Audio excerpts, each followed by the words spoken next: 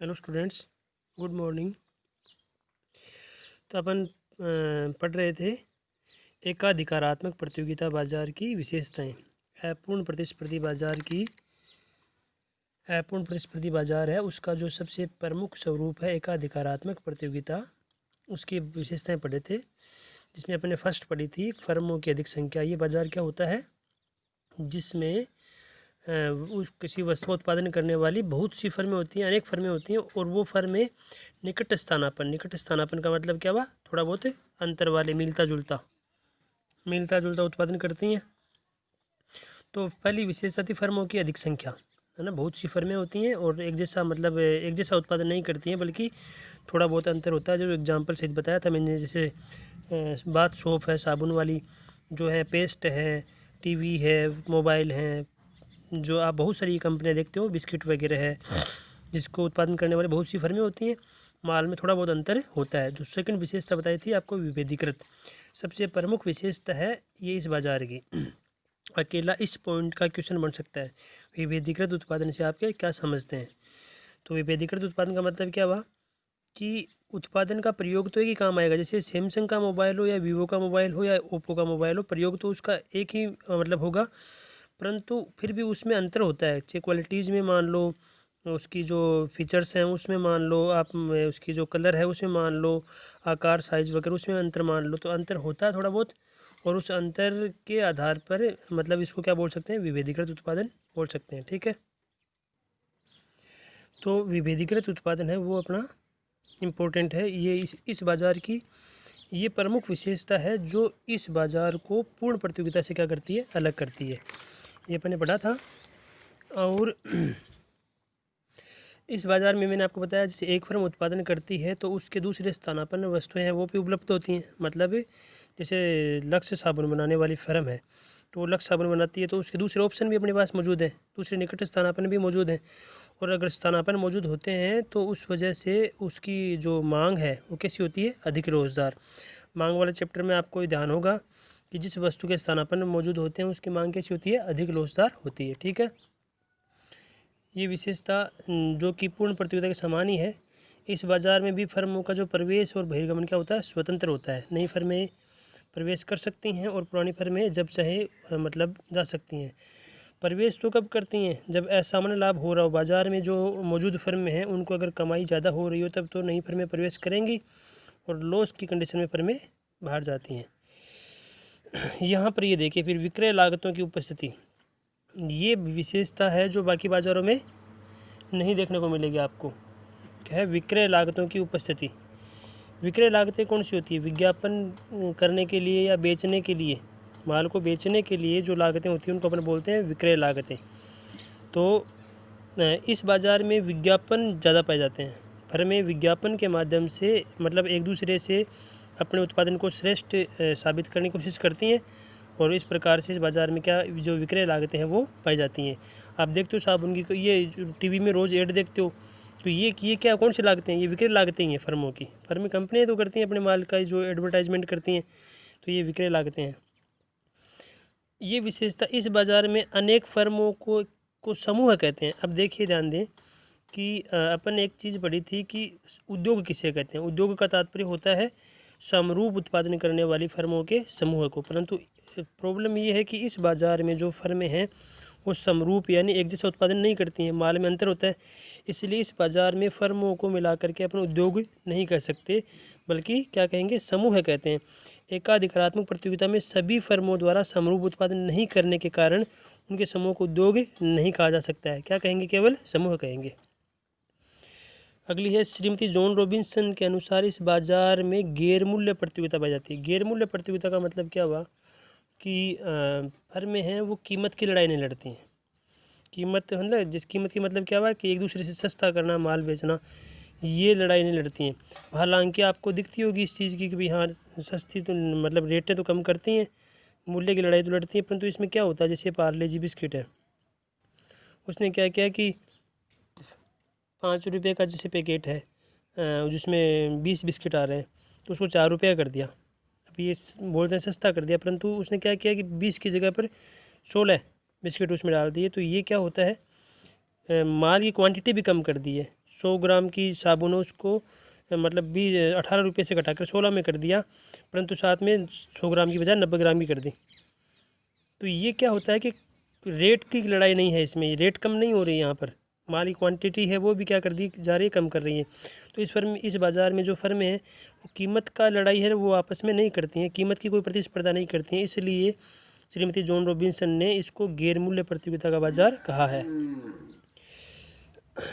अच्छा, इस बाज़ार में भी क्या, जैसे ऐसा कोई सा भी बाज़ार जिसमें फर्मों का स्वतंत्र प्रवेश और बहिर्गमन होता है, उस बाज़ार में दीर्घकाल में एक फर्म क्या कमाती है, केवल सामान्य लाभ कमाती है। देखो, एकाधिकारी बाज़ार था, उसमें फर्मों का प्रवेश मतलब पर बैन था, नई फर्में प्रवेश नहीं कर सकती थी।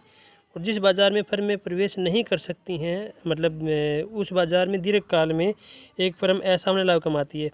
परंतु पूर्ण प्रतियोगिता में इस बाज़ार में मतलब फर्मों का प्रवेश और बहिर्गमन है वो स्वतंत्र है, और इस वजह से एक फर्म है वो दीर्घकाल में क्या कमाएगी, केवल सामान्य लाभ कमाएगी। क्यों? क्योंकि यदि असामान्य लाभ मिलेगा तो उससे आकर्षित होकर के नई फर्में बाज़ार में प्रवेश करेंगी, और नई फर्मों के प्रवेश करने पर क्या होगा, कीमतों में उत्पादन ज़्यादा होगा, कीमतों में गिरावट होगी, कीमतों में गिरावट होगी तो जो असामान्य लाभ क्या हो जाएगा, ख़त्म हो जाएगा।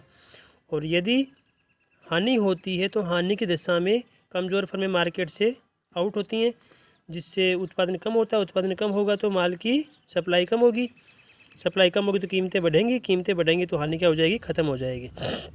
यानी दीर्घकाल में क्या मिलता है, केवल सामान्य लाभ मिलता है। अल्पकाल में कोई से भी बाजार हो उसमें एक फर्म को कुछ भी मिल सकता है, सामान्य लाभ या हानि कुछ भी प्राप्त हो सकता है अल्पकाल में, पर दीर्घकाल में फिक्स है, इस बाज़ार में सामान्य लाभ मिलता है, पूर्ण प्रतियोगिता में भी सामान्य लाभ मिलता है, और एकाधिकार है उसमें नई फर्में नहीं आ सकती हैं, इस वजह से वहाँ क्या मिलता है, असामान्य लाभ मिलता है दीर्घकाल में। ठीक है, दीर्घकाल में हानि तो कोई सी फर्म बर्दाश्त कर ही नहीं सकती है, क्योंकि दीर्घकाल में हानि होगी तो फर्म मार्केट छोड़ देगी।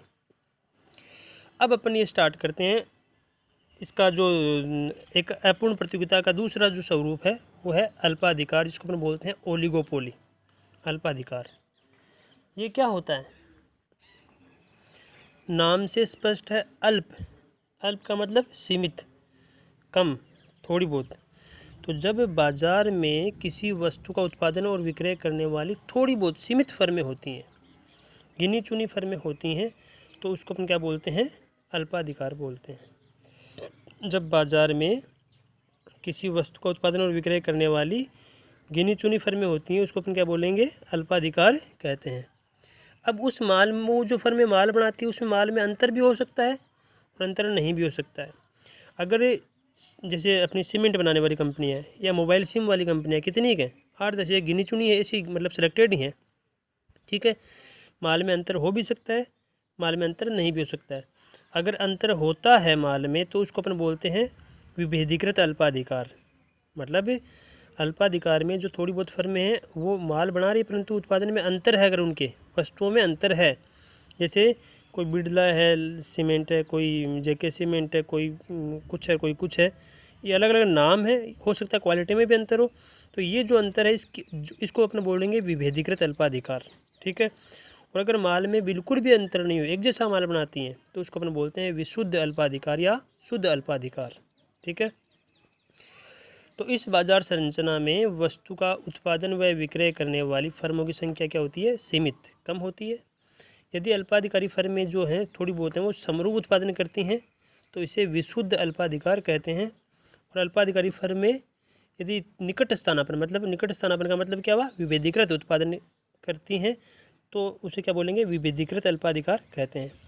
अल्पाधिकार का एक सरल रूप जिसमें फर्मों की संख्या केवल 2 ही हो, मतलब मैंने आपको बताया था कि अपूर्ण प्रतियोगिता के 3 स्वरूप होते हैं, एकाधिकारात्मक प्रतियोगिता, अल्पाधिकार और तीसरा है द्वैधिकार।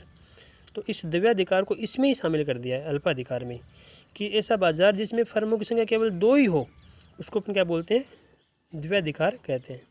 अब इसमें क्या कर रखा है कि इसको द्वैधिकार को अल्पाधिकार में ही शामिल कर दिया है। क्या क्या खास बातें हैं इस बाजार की, देखिए, पहला तो नाम से स्पष्ट है, फर्मों की संख्या क्या होती है, सीमित होती है, कम होती है, ये तो नॉर्मल विशेषता है। अब देखिए, अब आती है मेन विशेषताएं। पहली है, इससे दूसरी है पारस्परिक निर्भरता। पारस्परिक निर्भरता का मतलब क्या हुआ कि इस बाज़ार में जो फर्में होती हैं गिनी चुनी होती हैं। यदि एक फर्म कोई परिवर्तन करती है कीमतों में या कोई भी निर्णय लेती है मार्केट का, तो उसका प्रभाव दूसरी फर्मों पर भी पड़ता है। तो दूसरी फर्में तुरंत प्रतिक्रिया देती हैं। इसकी प्रतिक्रिया का मतलब जानते हो कि जवाबी कार्यवाही। जैसे एक फर्म यदि रेट कम करती है या कुछ और करती है तो दूसरी फर्में तुरंत ऐसा करेंगी, तुरंत जवाबी कार्यवाही करती हैं। जैसे रिलायंस जियो आई थी मार्केट में, तो उसने क्या किया था कि बहुत सस्ते प्लान दिए थे, और सस्ते प्लान देने पर तुरंत दूसरी फर्मों को भी क्या करना पड़ा था, उसके हिसाब से रेट क्या करनी पड़ी थी, कम करनी पड़ी थी। अब इसका मतलब ये हुआ कि एक फर्म है वो अपनी मनमर्जी से कीमतें तय नहीं करती है। क्यों नहीं करती है? क्योंकि उसको पता है कि अगर उसके द्वारा कोई भी ऐसा कदम उठाया गया तो दूसरी फर्में तुरंत प्रतिक्रिया देंगी। इसलिए फर्में अपने जो कदम उठाने के लिए दूसरी फर्मों पर निर्भर करती हैं, मतलब दूसरी फर्मों पर निर्भर रहती हैं। अल्पाधिकारी बाजार में फर्मों की संख्या सीमित होने के कारण एक फर्म के कीमत व उत्पादन संबंधित निर्णयों का प्रभाव अन्य फर्मों पर भी पड़ता है। फलस्वरूप वो प्रतिक्रिया दे सकती हैं। अतः विभिन्न फर्मों को अपने कीमत उत्पादन व विज्ञापन संबंधित निर्णयों के लिए परस्पर निर्भर रहना पड़ता है। मतलब एक दूसरे पर डिपेंड करती हैं कि भाई एक करती है तो दूसरी मतलब प्रतिक्रिया देगी। इसलिए पहली वाली अपनी मर्जी से नहीं कर सकती है, क्योंकि इसे पता है कि उसके द्वारा कोई भी कदम उठाने पर उसे फ़ायदे की बजाय नुकसान भी हो सकता है। तो इस प्रकार निर्भर रहती हैं। अब कीमत संबंधी अगर लड़ाई लड़ेंगी तो इस बाज़ार में फ़ायदा सिर्फ कस्टमर को होगा, फर्मों को सिर्फ नुकसान होगा। विज्ञापन के थ्रू मतलब ये प्रतिस्पर्धा करते हैं। विज्ञापन बहुत ज़्यादा होता है इस बाज़ार में। इस बाज़ार में फर्में उत्पादन की बिक्री के लिए विक्रय लागतों पर बहुत अधिक खर्च करती है। मतलब एक फर्म अपने जो उत्पादन है उसको श्रेष्ठ बताने के लिए विज्ञापन का बहुत ज़्यादा सहारा लेती है। एक है कीमत दृढ़ता। अब देखो, विज्ञापन वाला जो खर्चा है वो इस बाज़ार में अल्पाधिकार में और एकाधिकारात्मक प्रतियोगिता बाज़ार, इन दोनों में मोस्ट ऑफ है, बाकी बाज़ारों में ये बहुत कम है। कीमत दृढ़ता का मतलब क्या हुआ कि मार्केट में जो कीमत चल रही है उस कीमत को कोई सी भी फर्म है वो जल्दी से चेंज करने की कोशिश नहीं करती है। जैसे सपोज करो कि एक अक्स वस्तु है, उसका उत्पादन करने वाली 4 फर्में हैं ABCD, ठीक है। अक्स वस्तु है, उसका उत्पादन करने वाली 4 फर्में हैं A, B और CD। अब इस कंडीशन में मतलब सपोज कीजिए कि चारों फर्में लगभग 50 रुपये में प्रति इकाई कीमत में माल को सेल कर रही हैं, 50 रुपये में सेल कर रही हैं, बेच रही हैं। अब यदि एक फर्म कीमत कम करती है तो वो जानती है कि उसके द्वारा कीमत कम करने पर दूसरी फर्म में हो सकता है उससे भी कम कीमत कर दें। तो दूसरी फर्में अगर उससे भी कम कीमत कर देंगी तो जिसने पहले कीमत कम की थी उसको फ़ायदे की बजाय क्या हो सकता है, नुकसान हो सकता है। भाई फर्म को पता है कि उसके द्वारा कीमत कम करने पर दूसरी फर्में भी ऐसा करेंगी, और यदि एक फर्म कीमत बढ़ाती है तो दूसरी फर्में ऐसा नहीं करेंगी। भाई सस्ती करती है तब तो दूसरी फर्में भी फॉलो करती हैं उसको, और अगर महंगी करती है, कीमतें बढ़ाती है, तो दूसरी फर्म ऐसा नहीं करेंगी। तो बताओ फर्म को क्या करना चाहिए? नहीं तो कीमत घटाने में भी फ़ायदा नहीं है, क्योंकि अगर घटाएगी तो दूसरी भी ऐसा कर देंगी, अगर बढ़ाएगी तो दूसरी ऐसा नहीं करेंगी, तो उसके कस्टमर टूट जाएंगे फिर। तो न तो कीमत घटाने की कंडीशन में होती है, न कीमतें बढ़ाने की कंडीशन में होती है। इसलिए कीमत है उसके छेड़खानी नहीं होती है, कीमत दृढ़ता पाई जाती है।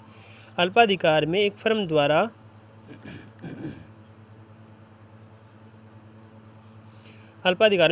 कीमत में कमी करने पर अन्य फर्में भी उसका अनुसरण करती हैं, मतलब सेम वैसे ही करती हैं। इससे किसी भी फर्म को लाभ नहीं होता है। और यदि एक फर्म कीमत में वृद्धि करती है तो दूसरी फर्में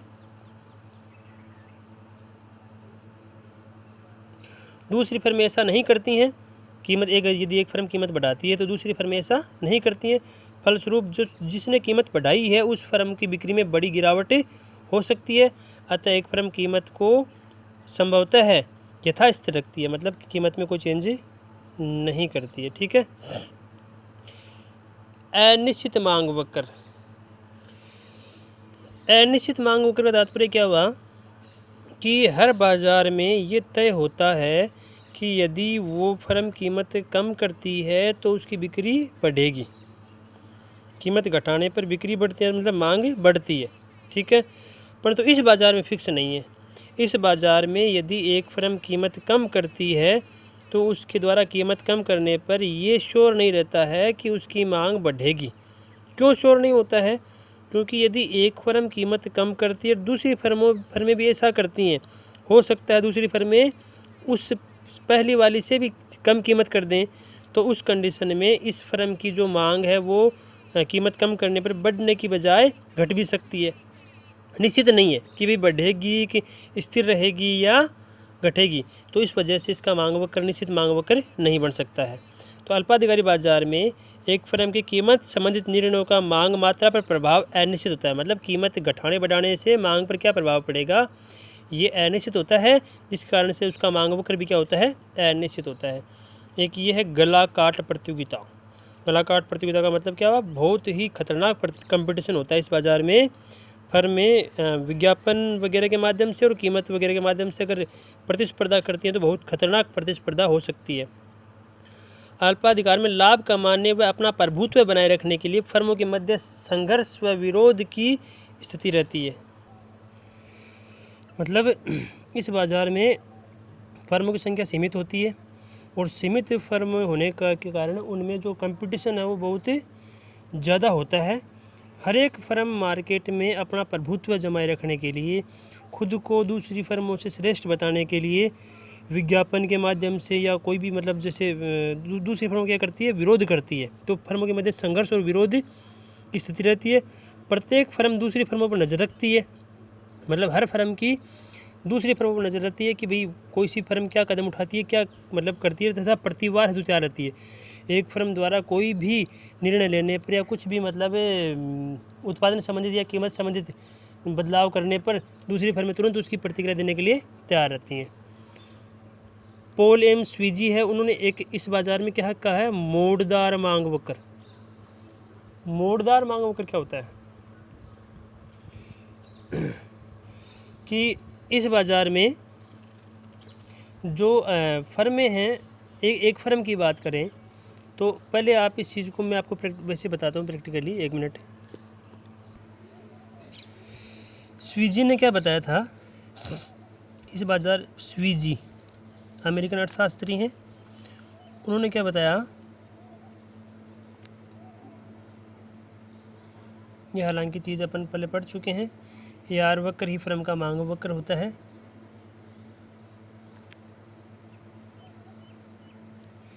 कीमत मात्रा, माना कि एक फर्म है वो मार्केट में ये जो कीमत है वो है ओपी कीमत है, उस पर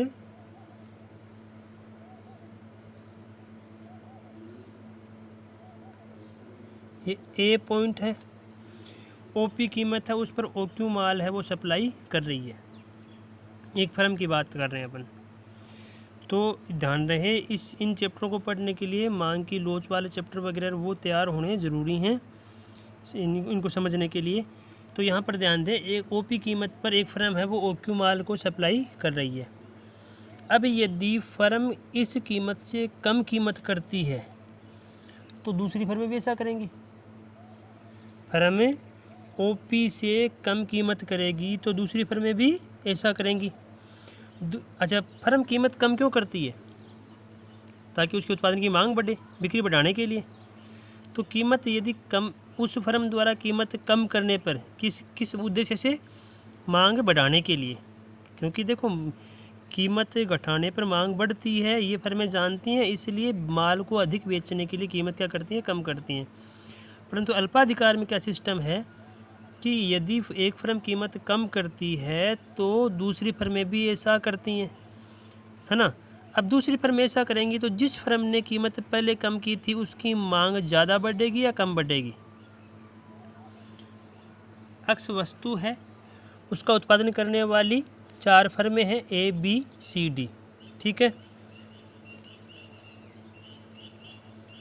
वस्तु है अक्स, 4 फर्में ए बी सी डी। एक फर्म है बी, वो इस वस्तु की कीमतों में क्या करती है, कमी करती है, ताकि उसका उत्पादन क्या बिके, ज़्यादा बिके। इसके द्वारा ये ऐसा करने पर, मतलब कीमतों में कमी करने पर ए, सी और डी वो भी यही करती हैं, वो भी कीमतों में कमी कर देती हैं। तो उनके भी कीमतों में कमी कर देने पर बताओ बी फर्म है जिसने सबसे पहले कीमत कम की थी, उसकी मांग ज़्यादा बढ़ेगी या थोड़ी बहुत मामूली बढ़ेगी? अगर अकेली कीमत कम करती तब तो उसकी मांग खूब बढ़ जाती, परंतु ए, सी और डी है उन्होंने भी कीमत कम कर दी है, तो इसलिए इसकी जो मांग है उसमें सीमित वृद्धि होती है, थोड़ी बहुत वृद्धि होती है। तो इसका मतलब क्या हुआ कि कीमत कम करने पर मांग में परिवर्तन क्या आएगा? मांग थोड़ी बहुत बढ़ेगी, ज़्यादा नहीं बढ़ेगी, तो मांग की लोच क्या हुई? कम लोचदार होगी। नीचे जो वक्र है ये सीधा बना लेना, नीचे जो वक्र है वो कम लोचदार ई डी लेस देन 1, कौन सा वक्र है ये? ए आर वक्र, मांग वक्र। ठीक है, कीमत इस पॉइंट से कीमत कम करने पर। और यदि फर्म कीमत बढ़ाती है, ये बी फर्म कीमत बढ़ाती है, तब ये ऐसा नहीं करेंगी, ए, सी और डी है वो कीमतों में वृद्धि नहीं करेंगी। इससे क्या होगा? इससे जो बी फर्म है जिसने कीमत ओपी से बढ़ाई उसकी बिक्री में बड़ी गिरावट आएगी। मतलब कीमत घटाने पर तो मांग कम लोचदार, मांग में कम वृद्धि होगी, कीमत बढ़ाने पर मांग में बहुत बड़ी गिरावट आ जाएगी। क्यों? क्योंकि बाकी फर्में कीमत नहीं बढ़ा रही हैं, अकेली बढ़ा रही है, तो इसके कस्टमर सारे लगभग टूट जाएंगे, दूसरी फर्मों के पास से चले जाएंगे। तो कीमत बढ़ाने पर मांग में बड़ी गिरावट आएगी, यानी इस पॉइंट से जो ऊपर है वो मांग वक्र कैसा हो गया? अधिक लोचदार, ई डी ग्रेटर देन 1। तो इस प्रकार से ये जो मोड़दार जिस कीमत पर माल बेच रही है उस कीमत से कम कीमत, नीचे कम कीमत करने पर तो कम लोचदार और कीमत बढ़ाने पर अधिक लोचदार, ये मोड़दार मांग वक्र है। तो उसकी व्याख्या की है पॉल एम स्वीजी ने, कौन से बाज़ार में? अल्पाधिकारी बाज़ार में। बाकी इसका अनिश्चित मांग वक्र होता है। तो इसमें क्या दिखाया था आपको, देखिए, स्वीजी के अनुसार अल्पाधिकारी बाजार में दूसरी फर्मों की प्रतिक्रिया के कारण एक फर्म का मांग वक्र विंकुचित यानी मोड़दार होता है। आगम वाले चैप्टर में भी अपने पढ़ा था, जिसके अंतर्गत एक निश्चित कीमत से कम कीमत पर फर्म के उत्पादन की मांग बेलोचदार, मतलब ये जो कीमत है इससे नीचे करने पर तो बेलोचदार वक्र, तथा ऊंची कीमत पर मांग इससे ऊपर कीमत पर अधिक लोचदार होती है। और फिर यहाँ पर अपना ये चैप्टर क्या होता है? कंप्लीट हो जाता है।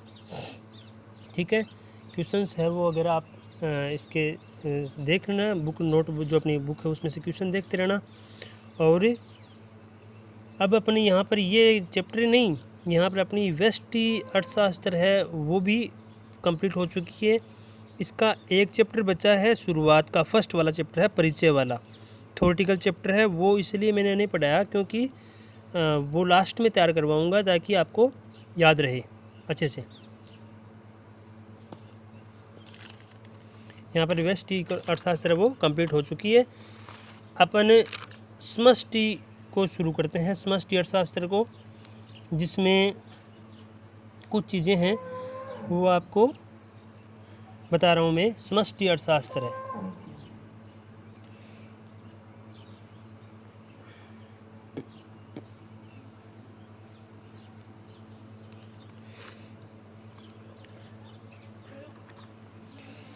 देखिए समष्टिगत समझने से पहले आप तो देखिए उत्पादन है वो दो प्रकार का होता है, वस्तु सेवा। उत्पादन दो प्रकार का होता है, एक तो वस्तु का, एक होता है सेवा का। जैसे अपन ये स्टडी कर रहे हैं, ये किसका उत्पादन है? सेवा का। कोई कंपनी माल बना रही है वो किसका उत्पादन है? वस्तु का। बैंक वगैरह किसका उत्पादन कर रहे हैं? सेवा का। ठीक है, तो उत्पादन दो प्रकार का होता है, वस्तु और सेवा का। ठीक है, अब वस्तु है वो भी दो प्रकार की होती है, वस्तु है वो भी दो प्रकार की होती है, उपभोक्ता, पूंजीगत। एक तो वस्तु होती है उपभोक्ता वस्तु, एक होती है पूंजीगत वस्तु। उपभोक्ता वस्तु कौन सी होती है? जिनके द्वारा अपन अपनी आवश्यकताओं को संतुष्ट करते हैं वो तो होती हैं उपभोक्ता वस्तु। और जिन वस्तुओं की सहायता से अपन दूसरी वस्तुओं का उत्पादन करते हैं वो होती हैं पूंजीगत वस्तु। जैसे फैक्ट्री है, उसमें मशीनरी वगैरह औजार उपकरण वगैरह लगा काम में लेते हैं ना अपन। फैक्ट्री में मान लो या अपनी खेती में मान लो, खेती में अपन जो औजार काम में लेते हैं तो वो सब कौन सी वस्तुएं हैं? पूंजीगत वस्तुएं हैं। ठीक है, जैसे अपने स्कूल है उसमें ये बेंच वगैरह लगी है ना, जो बेंच वगैरह देखते हो, फैन वगैरह, ये सब कौन सी वस्तुएं हैं? पूंजीगत वस्तुएं हैं। उपभोक्ता वस्तुएं कौन सी होती हैं? जैसे खाना है, कपड़े हैं, टीवी है, ये सब कौन सी वस्तुएं हैं? उपभोक्ता वस्तुएं हैं, जिनसे अपन अपनी ज़रूरतें क्या करते हैं? पूरी करते हैं। ठीक है, इन वस्तुओं को जब उत्पादन करते हैं, कौन सी वस्तुओं का? उपभोक्ता और पूंजीगत वस्तुएं हैं, इनका जब उत्पादन करते हैं तो ये देखो कई स्टेज से होकर गुजरती हैं। कई स्टेज से होकर कैसे गुजरती हैं? जैसे कपास है, रुई है, तो रुई से पहले तो बनेगा, मतलब उसके जो बीज है वो अलग किए जाएंगे, कपास को अलग किया जाएगा। उसके बाद पहली स्टेज तो ये हो गई, उसके बाद उससे धागे बनाने वाली फैक्ट्री में जाएगी। कपास कहाँ जाएगा? धागा बनाने वाली फैक्ट्री में। वहाँ उस कपास से क्या बनेगा? धागा बनेगा। धागा बनने के बाद वो धागा जाएगा कपड़ा बनाने वाली फैक्ट्री में। ठीक है, तो वहाँ उस धागे से कपड़ा बनेगा। कपड़ा बनने के बाद वो कपड़ा जाएगा वस्त्र बनाने वाली फैक्ट्री में। उससे फिर वहाँ से पहनने लायक वस्त्र बनेंगे। अपन ये जैसे गाड़ियाँ देखते हैं ना, तो गाड़ियों में क्या होता है कि जो बहुत सारे उपकरण अंदर लगे हुए होते हैं, तो टायर कोई और कंपनी बनाती है और इंजन कोई और कंपनी बनाती है। इस प्रकार से अलग अलग कंपनियां मिल करके उत्पादन करती हैं, ये कई स्टेजों से होकर के गुजरता है। तो जो अलग अलग स्टेजों हैं उनके आधार पर जो गुजरता माल, उसके आधार पर इन वस्तुओं को अपन दो भागों में, दोनों वस्तुओं को, कौन सी का? उपभोक्ता और पूंजीगत को, दो कैटेगरी में डिवाइड कर देते हैं। तो एक तो होती है मध्यवर्ती, एक होती है अंतिम।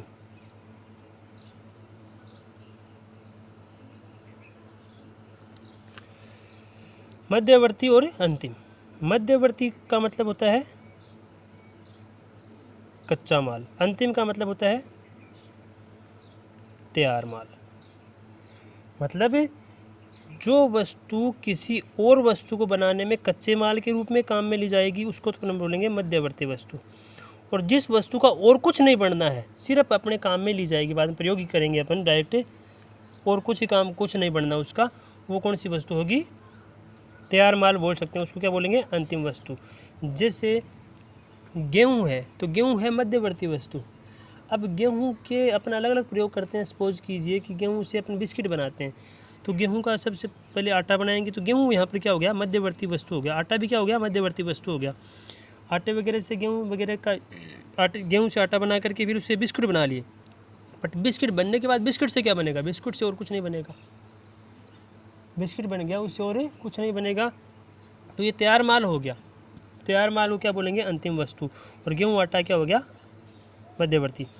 ठीक है, खाना बनाते हैं तो जैसे गेहूँ, वहीं पर देखो गेहूँ है तो वो तो हो गया, गेहूँ और आटा तो हो गया मध्यवर्ती वस्तु, और जो तैयार चपाती बन गई वो कौन सी वस्तु हो गई? अंतिम वस्तु हो गई। कपास है, कपास मध्यवर्ती वस्तु है। सूत है, धागे हैं, वो मध्यवर्ती वस्तु है, और उनसे जो शर्ट तैयार हो गया वो कौन सी वस्तु है? अंतिम वस्तु है। ठीक है, एक लोहे का टुकड़ा है आपके पास, मध्यवर्ती वस्तु है। लोहार को दे दिया, उसने कूट पीट करके उससे कुल्हाड़ी बना दी, कुल्हाड़ी बनने के बाद और कुछ नहीं बनेगा उससे, तो वो कौन सी वस्तु होगी? अंतिम वस्तु। तो मध्यवर्ती वस्तु और अंतिम वस्तु में फ़र्क करना समझें आप। ठीक है,